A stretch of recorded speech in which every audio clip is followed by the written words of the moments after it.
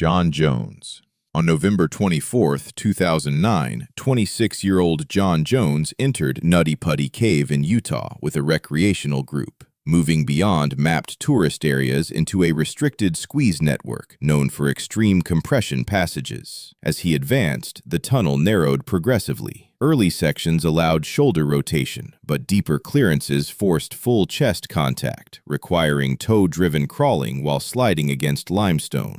Jones entered a sloped shaft he believed led to a larger chamber. Crawling head first, gravity pulled him downward. After his hips cleared the upper restriction, he slid into an unmapped vertical void, measuring roughly 18 by 10 inches. His chest dropped into the cavity while his shoulders wedged tight. His arms pinned beneath his torso, leaving him fully inverted with hips above his head. Inversion compressed his diaphragm as abdominal organs restricted lung expansion. Breathing became labored while oxygen intake declined. Blood pooled toward his head, increasing intracranial pressure and reducing cardiac efficiency, accelerating disorientation. Attempts to reverse failed. Limestone friction locked his ribcage and shoulders in place, leaving no leverage or rotation space. Rescue teams navigated the squeeze passages with ropes and rigging, but only one rescuer could reach him at a time. A pulley system briefly lifted him inches before the anchor failed, dropping him back into the void. After many hours inverted, oxygen levels fell as respiratory and circulatory stress intensified. His responses slowed as his body destabilized. At 11:56 a.m. on November 25, 2009, John Jones was pronounced dead inside the passage. Structural instability made recovery impossible, and the chamber was permanently sealed, entombing his body within the cave. Floyd Collins. On January 30, 1925, American cave explorer Floyd Collins entered Sand Cave in Kentucky while surveying the system for commercial tourism potential. The cave contained narrow, unstable passages formed by loose limestone and packed sand, prone to sudden structural shifts. Collins advanced through a tight crawlway leading to a small chamber deep inside the formation. Movement required pulling forward with his arms while dragging his body across uneven rock and sediment. Clearance was minimal, forcing sustained prone positioning. While maneuvering through a constricted passage, his foot dislodged a loose rock embedded in the ceiling wall. The stone fell and pinned his left leg against the cave floor, locking him in place. The entrapment point offered no room to reposition his body. His torso remained wedged inside the crawlway while his trapped leg extended into the chamber behind him. The rock's weight, combined with the narrow geometry, prevented rescuers from applying direct lifting force. Initial rescue attempts focused on manual excavation. Workers attempted to chip away surrounding rock to free his leg, but the cave's instability caused repeated sediment collapses, forcing operations to halt for safety. As days passed, Collins remained immobilized in a prone position. Circulation to the trapped limb declined while body temperature dropped in the cold cave environment. Nutritional support and water were lowered to him through the narrow access point. Rescue teams attempted to widen the passage to extract him, but structural fractures formed overhead. Further excavation risked burying both Collins and rescuers under falling debris. After nearly 2 weeks underground, Collins's physical condition deteriorated beyond recovery. Exhaustion, exposure, and prolonged immobilization compounded physiological decline.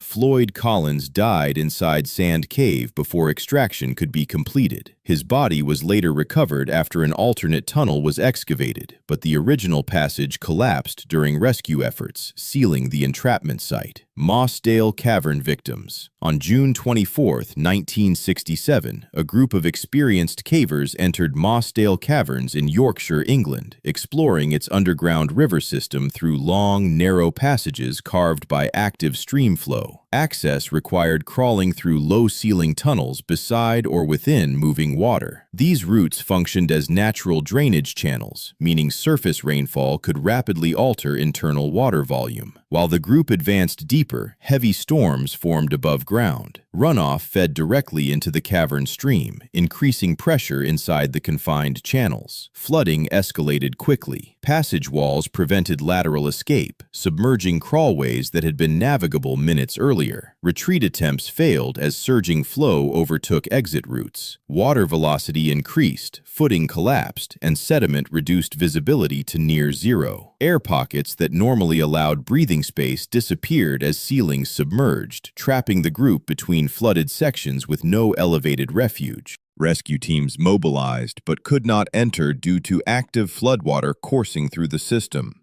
By the time levels receded enough for recovery access, all trapped cavers had drowned inside the submerged passages. Mossdale Caverns remains one of the deadliest cave flooding disasters, demonstrating how surface weather can rapidly convert navigable systems into sealed hydraulic traps.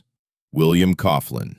In 1999, William Coughlin entered Wild Cave in Kentucky, United States, moving beyond the stabilized tourist passages into a vertical access section requiring ladder descent. The shaft connected upper recreational pathways to a lower, undeveloped passage where clearance narrowed significantly. Access required transferring full body weight from limestone ledges onto a fixed ladder embedded into the cave wall. During the descent, Coughlin lost stable footing. The slip forced his body downward through the shaft opening, dropping him into the confined receiving passage below. The landing space offered no vertical clearance. Instead of reaching a chamber floor, his torso wedged within the narrow transition tunnel beneath the shaft. His shoulders locked against the limestone walls while his lower body remained angled beneath him. This body alignment prevented leverage generation. With his spine compressed and arms restricted by passage width, upward pushing force could not be applied. The ladder above him remained physically inaccessible from his trapped position. Environmental resistance compounded the entrapment. The surrounding rock surface created continuous friction along his torso, while the confined geometry prevented rotation or repositioning. Rescue teams entered through the shaft and attempted controlled lifting procedures. Equipment transport and positioning were limited by the narrow vertical architecture. Only minimal personnel could operate inside the confined space simultaneously. Extraction attempts were slowed by restricted lift angles and the inability to align his body for vertical removal.